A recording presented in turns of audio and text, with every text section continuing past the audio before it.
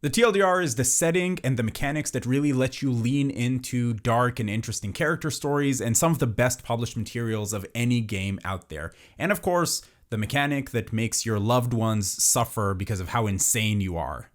I was gonna say that it's not what it sounds like, but it is. It's exactly what it sounds like. So under the hood, Delta Green is Call of Cthulhu. It uses the same core D100 mechanic where you roll percentile dice and you need to score lower than the number that you have for a skill. So if you have 60 in bureaucracy and you roll a 35, that's a success. I know this mechanic is not unique to Delta Green or Call of Cthulhu. Lots of games use it, but I do like it a lot. I like any mechanic that doesn't require the GM or handler in Delta Green lingo to set a difficulty number. The game just tells you how hard something is to do based off of how good your character is at that thing. There are games that take this mechanic but let the GM add like a plus 20 to make it easier or a minus 20 to make it harder, but I feel like now you ruined it because then it's just back on the GM to set the difficulty. So anyway, I like the core system. But the real star here is the setting. Unlike Call of Cthulhu, in Delta Green, you're not investigators who are seeking out the unnatural so they could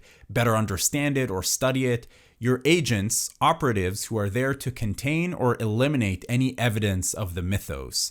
Delta Green, depending on, how you choose to play it, is either a government agency that even most other government agencies don't know about, or it's a completely unsanctioned organization that has taken it upon itself to fight the unnatural and keep it hidden from the public. And Delta Green agents are not always the good guys. Generally, they sort of are, but usually the priority is not going to be to save the people who have come into contact with eldritch mysteries. It's to contain and eliminate. Typically, you play Delta Green in a modern setting. For example, Impossible Landscapes, which is one of the most well-known campaigns for the game and also just an amazingly written one, takes place in New York City in 1995. And you could easily have a game in, 2005, 2020, whatever. And if you want to watch the absolute best actual play of any game on the internet, watch the Glass Cannon play Delta Green.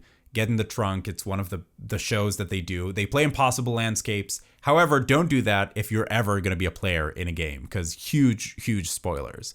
But it's the best actual play out there. So similar to Call of Cthulhu, this is a world where the mythos, the influence of the unnatural, lurks just beyond the surface, but it can also take a very real and frightening form. And while you certainly can and will lean into stuff like body horror with Delta Green, the much more interesting aspect of it is the psychological horror of how your characters are going to try to stay sane at the face of things that can break their minds. Because like we said, these aren't investigators trying to learn about this stuff. These are agents who are there to make it go away. And they know that if you get exposed to the unnatural, it can change you. That's why the most common way for a Delta Green agent to die is at the hands of another agent sent to terminate them. So the setting forces you to do this dance of learning what you can in order to solve the mystery, the case that you're on, but not too much because you'll go crazy. Which brings me to one of my favorite mechanics of all time, projecting sanity loss on your bonds. So when you create a character in Delta Green, you designate your bonds. These are the relationships that your character cares about. A boyfriend, an ex-wife, your partner at work, your kids, your best friend, whatever makes sense for your character. When you suffer sanity, which as you might guess happens often in this game, you can roll a d4 and then project up to that number in sanity, project that sanity loss onto your bond instead of taking it on yourself. So if you rolled a 4, you can project up to 4 sanity on one of your bonds. And then that bond will lose that number from its rating. So let's say I saw some unbelievably mind-bendy thing that caused my character to lose some sanity, and I projected that sanity on my bond with my best friend. It doesn't have to be right away, but the game will have me play out that scene of how that relationship suffers at some point. If you play Delta Green, you will have some of the most intense and difficult roleplay scenes that you've ever had in any game with your friends. Yes, it will get weird. And that brings me to the next point. This game is all about the characters. This game wants you to spend time with the characters, not necessarily moving the story forward, but learning more about the characters and developing them, so it would be that much more devastating when they inevitably go crazy and die. There's of course a flip side to that this game will have long scenes where the handler, the GM, and a player are just talking and everyone else is just kind of sitting there. But at least for me as a player in this game, it was better than watching most TV shows, so I was perfectly fine with that. I do recommend this game for smaller groups though, 3, maybe 4 players max. When I first read about these things, I was like, yeah, you can have character deep dives in other games and you can have relationships and bonds and all of that, and sure you can, but it's hard to explain just how much the game pushes you to explore these things to their limit and how much the setting leans into it without you having played the game. This is the type of game where you can go for a long time without a single dice roll. Combat is extremely deadly and you will try to avoid it just like you would in real life. It's really one of those examples where the game is more than the rules. The setting itself and the way that the game is explained to you has a huge impact on how you play it.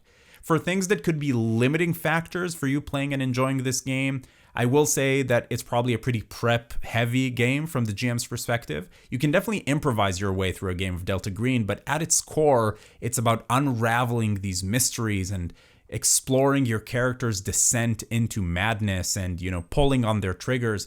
So it works very well when you have clues and a story to tell. Because we spend so much time exploring the characters, the story itself can be a little railroady, and that's not necessarily going to be a bad thing. I also think that you really need to understand what players and the GM want out of a game like this. I don't think that I would play Delta Green with internet strangers in the same way that I do with some other games. And if I did, I would have a very, very extensive and probably pretty intense session 0. There's not much that I don't like about this game, but something that definitely stands out in a lot of the published material of this game is that it is edgy. I mean, it's good. The stories are good, but there's definitely stuff in there that feels like it was just put in there to be gross and edgy, needlessly so, in ways that don't really do anything for the story. It's just there to be gross. And even without those things, the story will be very dark and gruesome. So it's not a huge deal because you can easily just make little tweaks and changes to fit the game to how you want to run. And I'm sure that me saying this will, cause some fans of the game to freak out, because it's true that if you're too light on these things, then you might be missing out on some of the themes of this game. But I also imagine that plenty of people play Delta Green exactly to be super edgy and dark, so your mileage may vary. In either case, I don't think there's a way to play Delta Green and not explore some pretty dark and gruesome things. The other thing is that this game will occasionally have the GM do something on the behalf of the player, which is generally something that I try to avoid. It's a pet peeve of mine. It might not bother you at all. An example of a big famous GM that does this is Matt Mercer. Please don't come for me, Critical Role fans. I'm one of you. I think he's great. But he does do a lot of the, you feel this way, or it makes you think about this thing.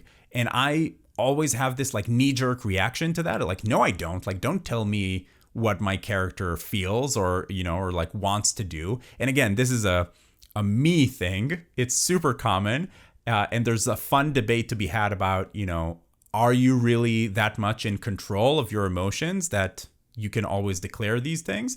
To which I will say maybe the character isn't, but the player is. It's player agency, not character agency. Anyway, in Delta Green, sometimes you go crazy. It's just a part of the game. So you do things that you don't control as a player or a character, that the GM has to tell you what your character does in a bout of madness. And of course, this can be played differently at different levels of subtlety, and it's not like this happens all the time, but it is important to the game. Sanity and losing sanity are huge parts of Delta Green. So as a player, I definitely needed to do some work on myself on letting go.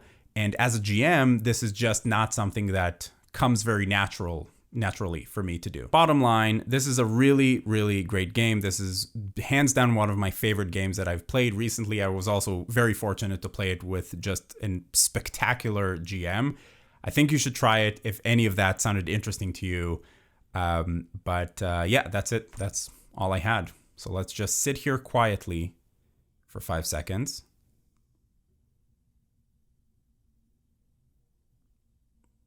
Go play a game.